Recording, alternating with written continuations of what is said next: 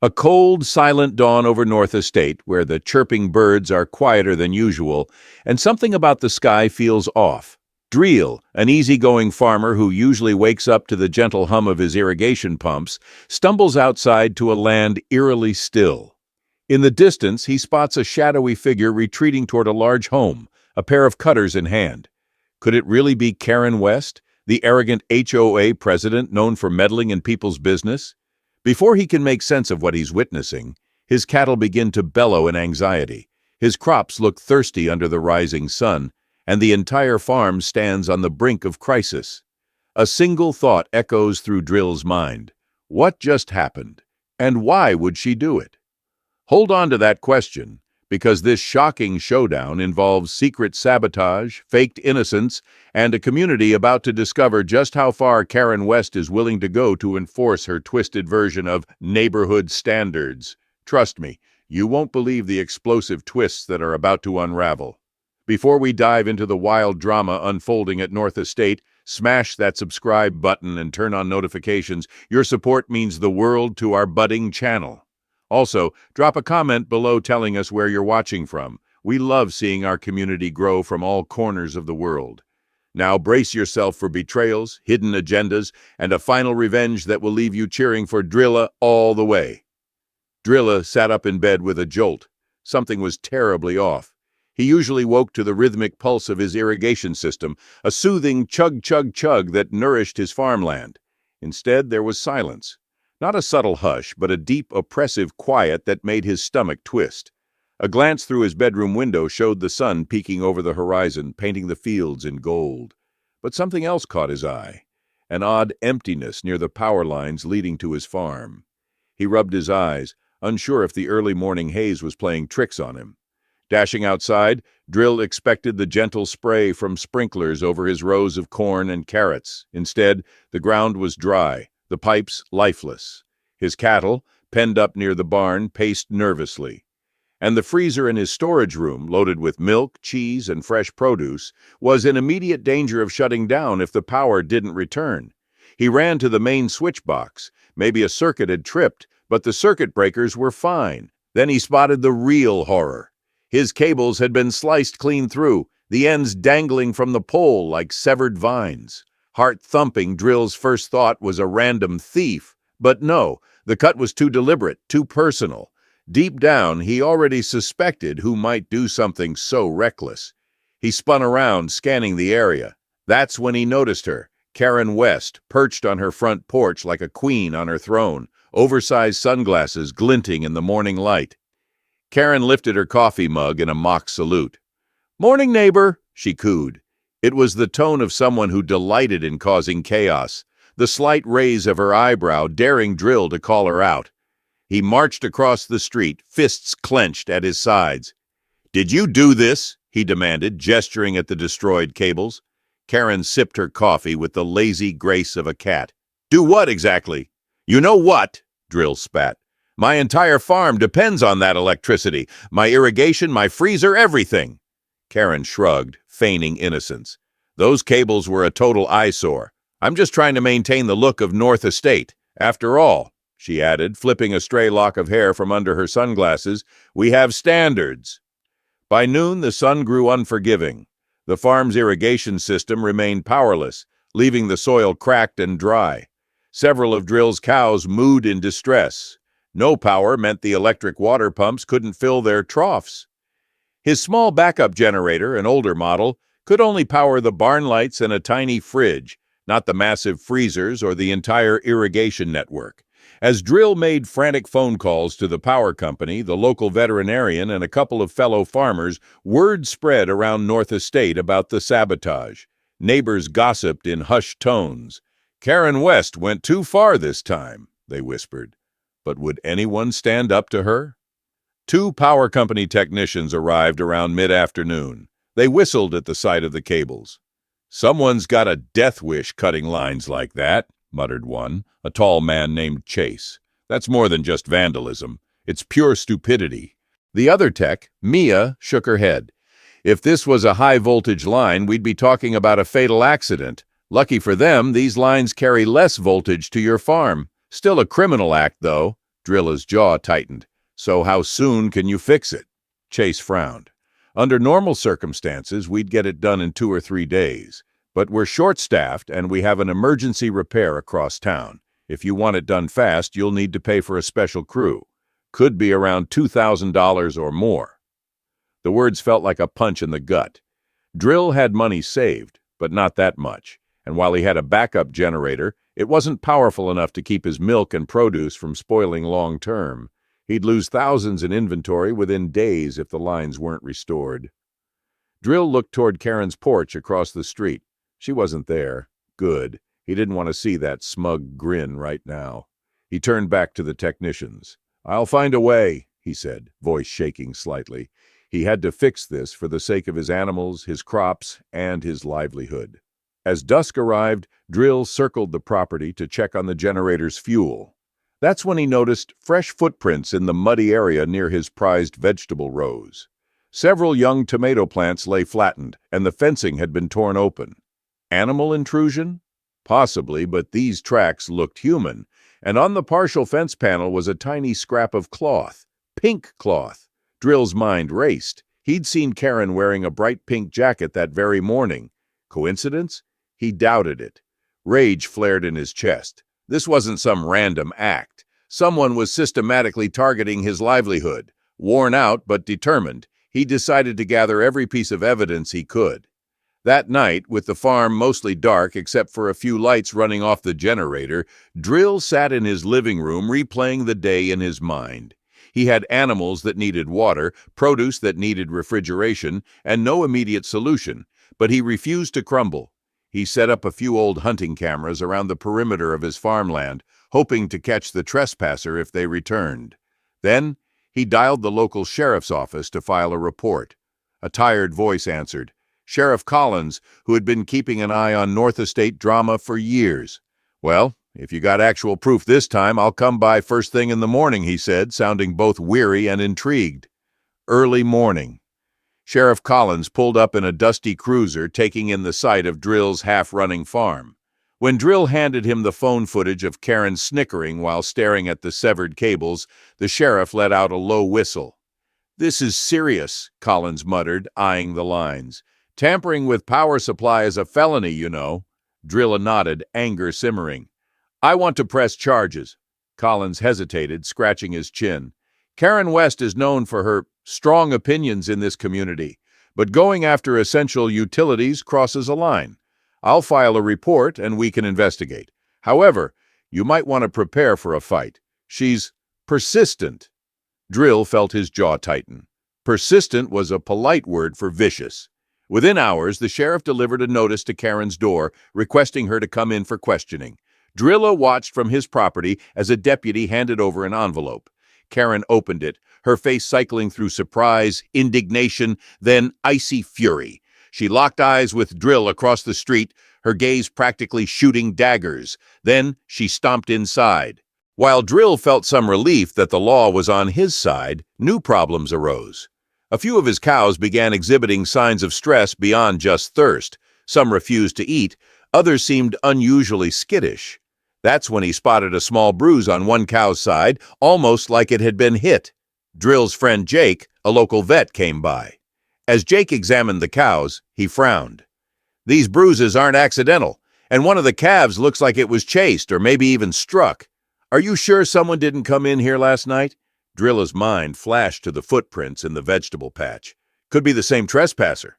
Suddenly, the sabotage felt more sinister. It wasn't just about an ugly power line. If Karen had crossed over to harming Drille's animals, that was a whole new level of cruelty. Jake recommended installing more cameras and notifying the sheriff.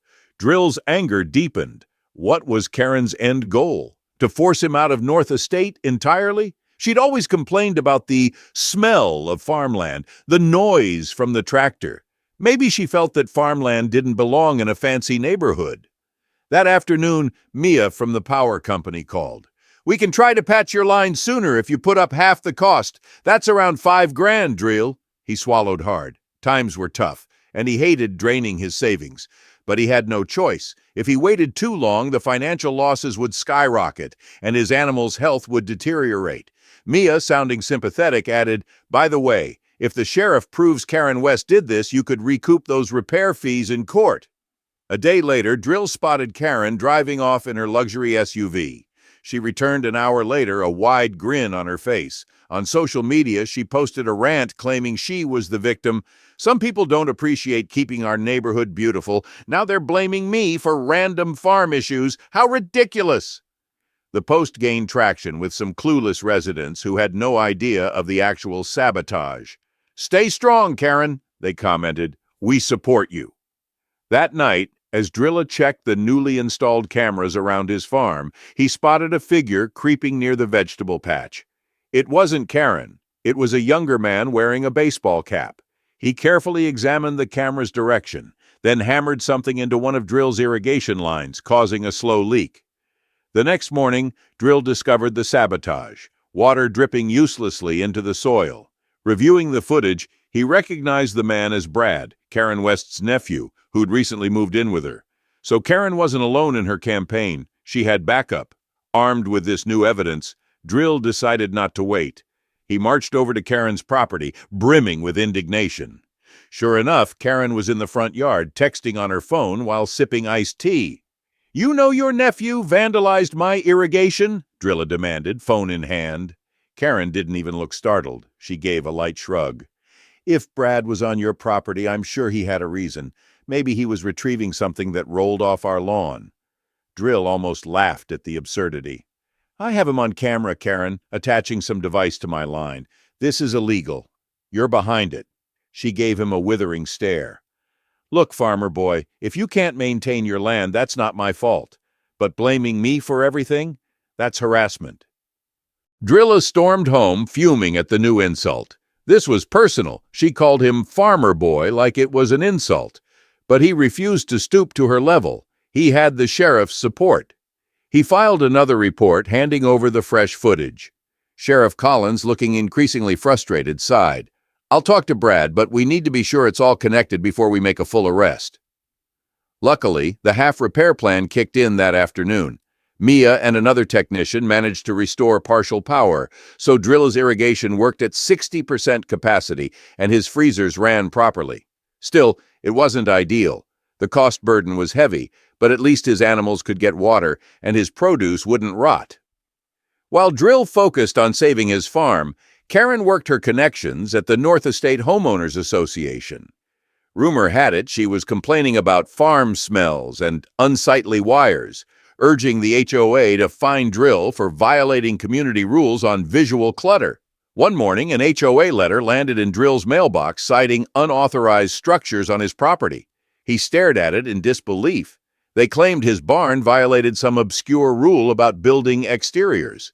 Furious, Drille attended the next HOA meeting in the community center. Karen presided over it with a smirk, while other board members mostly looked bored or intimidated. Drille presented evidence that the barn predated the new rules, making it exempt. But Karen shot back, "Rules are rules, Drille. We expect compliance from everyone. You can't hide behind old guidelines forever." A few neighbors shuffled uncomfortably, but no one spoke up. Fear of Karen's wrath was evident. However, something unexpected happened. Midway through the meeting, an elderly neighbor named Betty stood up. "I've lived here for 35 years, and that barn was always here. If the farm goes, where's our fresh milk and produce supposed to come from? Are we going to lose that because of some petty aesthetics?" Karen turned red. "Betty, please keep your comments relevant. We're discussing official business." Betty didn't back down.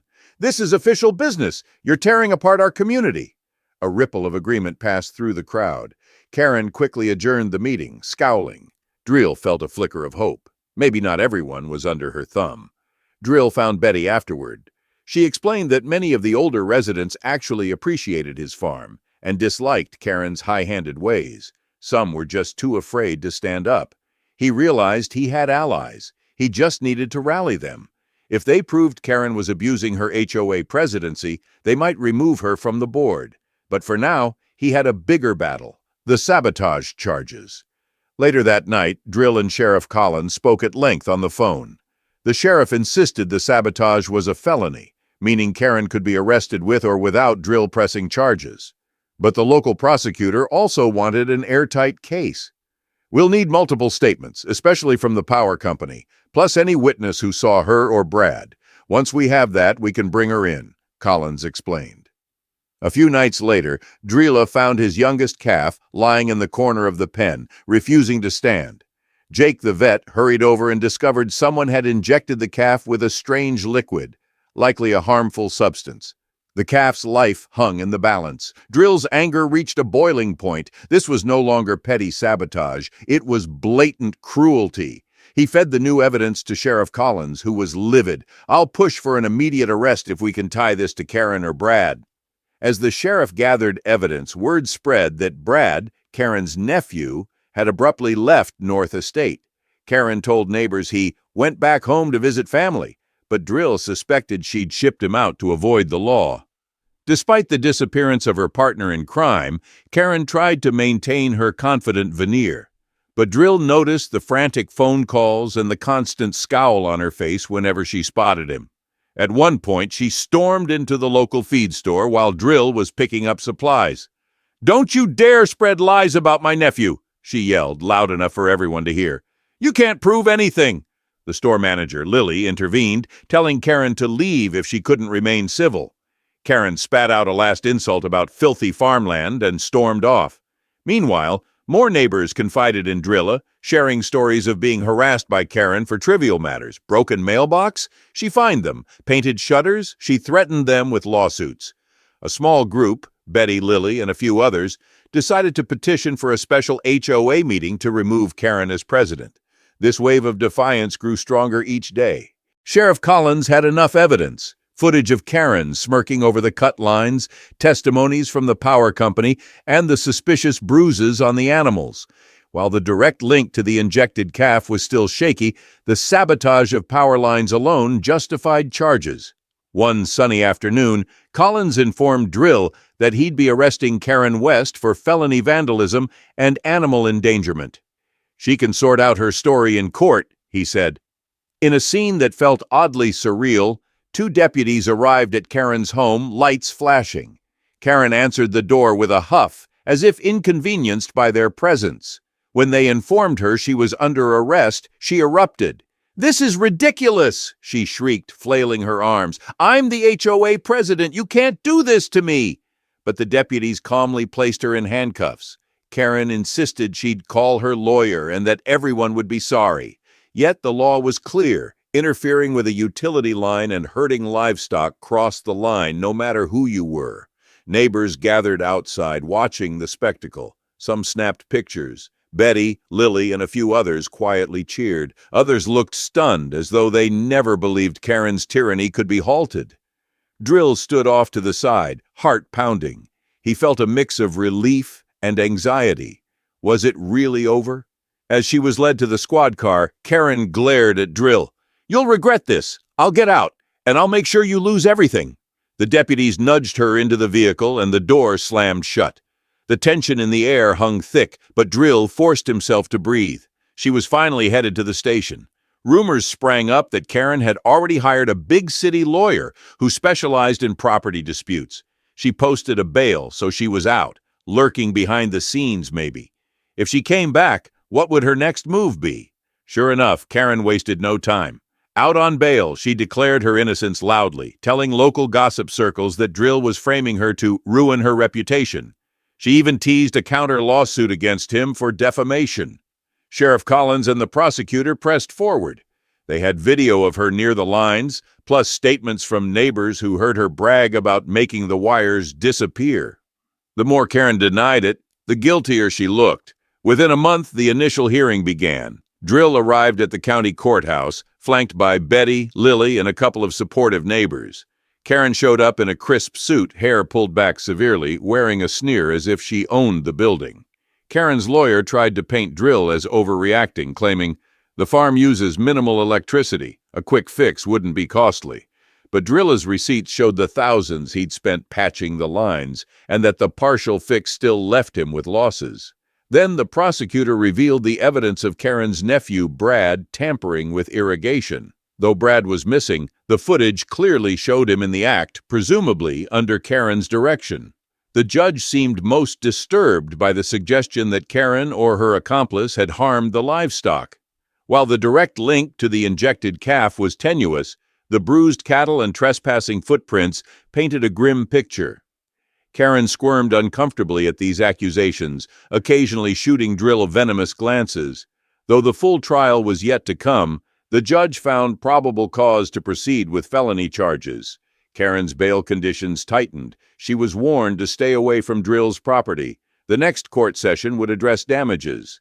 After the hearing, Drille walked to his truck in the parking lot. Karen appeared from behind a row of cars, ignoring the keep-away order. She pointed a manicured finger at him. "You think you've won? I'll bury you in legal fees. I'll see your farm destroyed." Before Drille could respond, her lawyer dragged her away, hissing, "Stop it, Karen!" Drille braced for another round of sabotage. Karen's meltdown signaled she wasn't done. If she was willing to assault power lines, harm animals, and spread rumors, what else was she capable of? One evening, Drille heard a terrifying pop from the barn. Racing out, he found smoke rising from the generator. Some wires had been yanked out, causing a mini explosion in the control box. Another blatant act of vandalism. Fortunately, the barn didn't catch fire, and the animals were safe. But the message was clear. Karen, or someone close to her, was still on the attack. But this time, Drille's perimeter cameras captured the culprit in high definition. Karen herself. She crept onto the property at midnight, messing with the generator until sparks flew.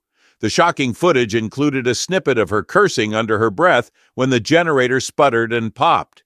Immediately, Drille called the sheriff. This was a flagrant violation of her bail order. Within hours, the sheriff's deputies pulled up to Karen's house again, sirens silent but lights flashing. The door flew open and Karen emerged, furious. "What now?" "Miss West, you are under arrest for violating the conditions of your bail and for additional charges of sabotage on private property." Karen tried to slam the door, but the deputy blocked it. This time, she didn't go quietly. She hurled insults, threatened lawsuits, but in the end, she was handcuffed and led away. News of Karen's second arrest spread through North Estate faster than wildfire. For some, it was a relief. For others, pure shock. "I can't believe she'd go that far." Betty walked over to Drille's yard, patting his shoulder. "You did the right thing. We all knew she was trouble, but you had the courage to stand up to her." With Karen in custody again, the court date was expedited. Judge Morales, a stern but fair official, presided. The evidence was overwhelming. First, sabotage of power lines, harmful intrusion resulting in bruised cattle and a sick calf. Trespass and fence encroachment, generator sabotage while on bail. Finally, the judge handed down the verdict. Karen West was found guilty of felony vandalism and contempt of court. She was ordered to pay $30,000 in damages, covering the partial power repairs, partial livestock medical costs, and property restitution. The criminal penalties included probation and mandatory community service at an animal shelter. The irony. Karen's HOA presidency was instantly revoked. The board voted unanimously to remove her, and a special election was planned to fill her seat.